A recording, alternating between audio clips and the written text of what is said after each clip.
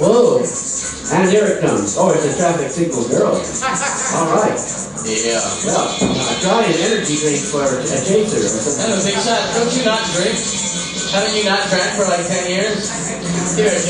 Don't force it. No. We're gonna do this the right way. No. Oh no, yes you are. She doesn't have to drink that. Oh, there you get out of here. It's made with a chemistry set. Come on now. Come on. Right there. Let me see it. Just pretend to drink it. Don't let chicken fool you. Wow, she's holding her own. She's doing it, folks. Well, she actually was pee. Okay. All right. Please stay around for really bad. For the after party. And K-Rob will dispose of the rest. Got it. In the battle between horizontal and vertical, who wins? Well, you know, we try to make our answers amusing here at the show, and comedy is quite important, but besides comedy, there's something else that's important, and that is gravity. Known as the weak force, but quite strong if you've ever had the experience of experiencing its effects firsthand. And if gravity is heavy, it will pull the vertical down to the horizontal. If you were unfortunate enough to visit one of the heavy planets, your mass would be distributed along a low level. And so, you see, horizontality can trump verticality. On the other hand, if you're on Pete Goldie's comet that he was talking about, the gravity may be so slight that it might count as a microgravity, and the slightest burp or twitch could send you spiraling off into space, never to return to your parent body. So really, just as in Archimedes' famous conundrum, it depends on where you stand, whether or not you can lift the world or even shift yourself. It's relativity, folks. Which one of these two is more homophobic? Okay. Number one. Yes? Writing fag on the shampoo, lotion, and rubbing alcohol bottles in Chicken John's bathroom. Or number two, scratching out the word fag from said objects. Which is more homophobic? Well, I'm sure putting it there in the first place, in my judgment, trying to scratch it out, although crude and not fooling anyone, is nonetheless an attempt to ameliorate a situation which is out of balance, and surely not the standard operating position here in the city of farts and irritation. I mean, hey, now. Arts and innovation, right. Well, here it is. Somebody wrote the word fag. Somebody's lumbering, laboring attempt at humor. Let's get licked! Perhaps a weak response may indicate a certain Q over the FAG. I mean, this is, I'm letting these things go cheap. Yeah, make sure you don't $10 dispense the wrong thing. $10. You know that there's only one organization on Earth that owns more real estate than McDonald's. Anybody know who that is? The Vatican. The Vatican. Yeah. You got your shot for that, but you didn't take your pill. Come on, the pill. It's right here. Come on, no, it's okay. It's been a while. Yeah, have a pill right there.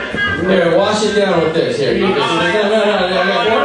No, it's okay. Now being served a pill. Right. Now being served.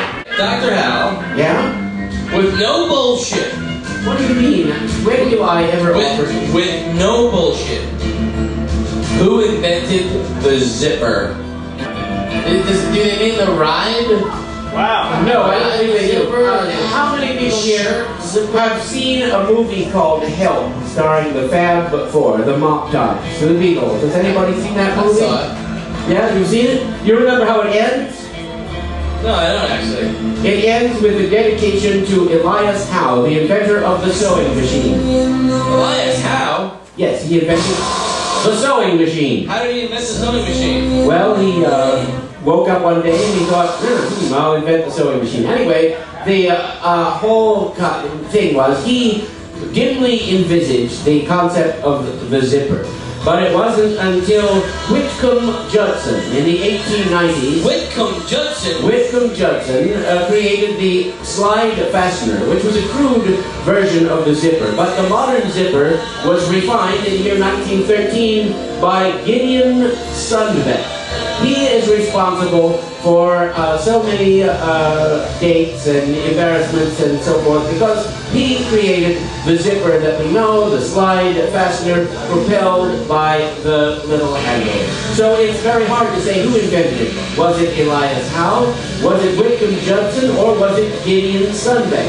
Now you can just Google this stuff, you know, you don't need for that. But if I had to rule, I would say that Elias Howe never would have gone anywhere, and Sundbeck couldn't have done it without the pioneering work of Whitcomb Judson, who invented the zipper, which is such fun to zip and really fun, I can tell you from personal experience, to unzip. Yes.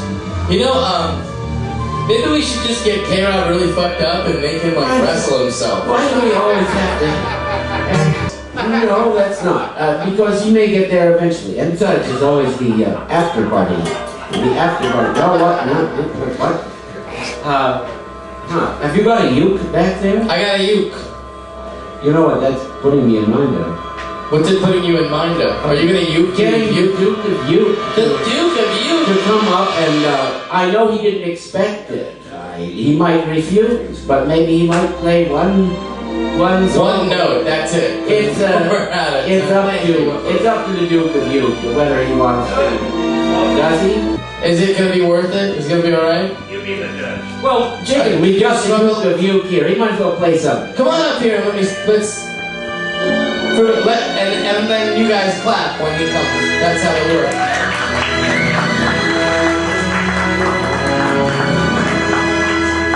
Alright folks, let me say, first off, this is not a plant. He arrived tonight, I didn't know he was going to be here. Animal, not vegetable. Well, the keys, they've got to hold the strings where you turn them. Looks like this is a technical problem. The key. Ukulele is locked. We need the right key to... We need a better joke. What's music?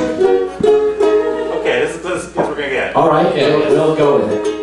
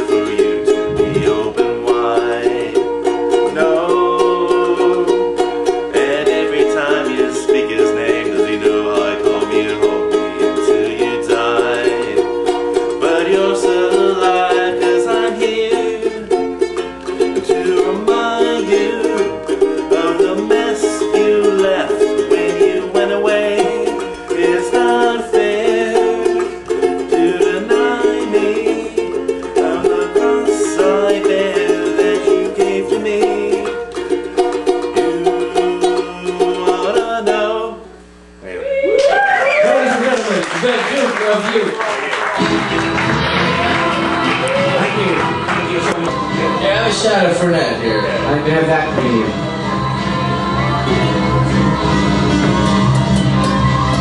Yes, folks, you never know what will happen here at Dr. Hal Nov. It's disgusting, I know.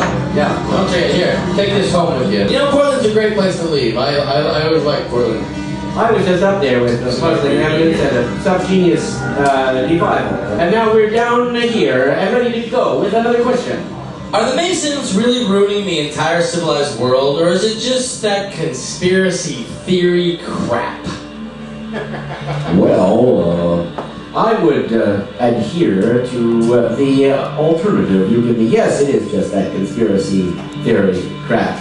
The Masons are not an effective body, but their plan is to establish the kingdom of God here on earth, to build up the pyramid. And what's the eye at the top of the pyramid? The eye is the oculus Dei, the eye of God. If you're a 33 RPM Mason, then you know that the work of the builders is to create this great thing, and that is to help civilization, to help us all, not to gain some sort of foolish pecuniary advantage, because if you want to do that, there are a million other ways that are better where people won't laugh at you as much.